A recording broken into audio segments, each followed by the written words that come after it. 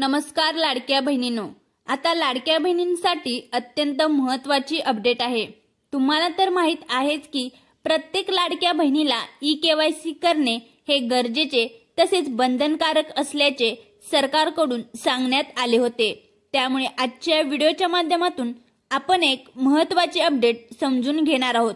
त्यामुळे कुठेही न जाता व्हिडिओ हा शेवटपर्यंत नक्की पहा। तसेच या चॅनलवर पहिल्यांदा आला असाल तर चॅनलला सबस्क्राइब करायला विसरू नका। चला तर मग व्हिडिओला सुरुवात करूया। बाल विकास मंत्री अदितीताई तटकरे यांनी ई-केवायसी करण्याची लास्ट तारीख आता जाहीर केली आहे। त्यामुळे आता ज्या कोणत्या लाडक्या बहिणींनी अजून ई-केवायसी केली नाही तर त्यांनी आता ई-केवायसी करून घ्यायची आहे, कारण शेवटची तारीख आता जाहीर झाली आहे आणि ती कोणती तारीख आहे ते आता आपण पुढे व्हिडिओच्या माध्यमातून समजून घेणार आहोत। सरकारने आपल्याला ई-केवायसी करण्यासाठी 2 महिने दिले होते। ही ई-केवायसी सरकारने बंधनकारक सांगितले होते, कारण बऱ्याचशा लाडक्या बहिणींनी खोटे कागदपत्रे देऊन तसेच फसवणूक केल्यामुळे या सर्व गोष्टी सरकारच्या लक्षात आल्या आहेत। त्यामुळे आता ई-केवायसी करण्यास आपल्याला सांगितले आहे। त्यामुळे या ई-केवायसीच्या माध्यमातून ज्या लाडक्या बहिणींनी फसवणूक केली आहे त्यांचा आता डायरेक्ट हप्ता बंद होणार आहे आणि त्यांना या योजनेमध्ये काढून टाकणार आहे। त्यामुळे लाडक्या बहिणींनो, अजून ज्या कोणी लाडक्या बहिणींनी ई-केवायसी केलेली नाही त्यांनी आता लवकरात लवकर ई-केवायसी करून घ्यायची आहे। या सर्व गोष्टी तुम्हाला तर माहित आहेच, परंतु आता ई-केवायसी करण्यास किती दिवस उरले आहेत हे देखील तुम्हाला आता माहित असणे खूप गरजेचे आहे।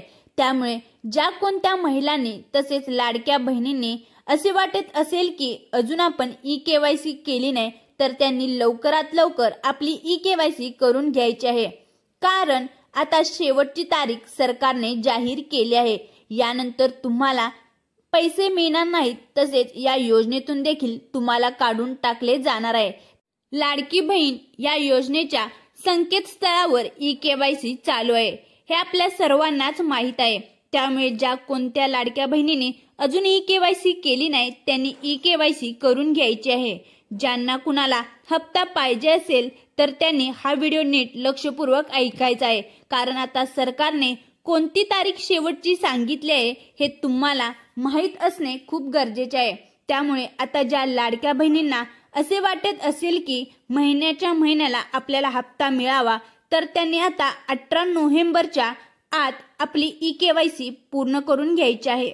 बऱ्याच लाडक्या बहिणींनी असे म्हणणे आहे की अजून ई-केवायसी केली नाही तर काय होते, परंतु एक गोष्ट लक्षात घ्या की ई-केवायसी केली नाही तर तुम्हाला योजनेतून बाद केले जाणार आहेत।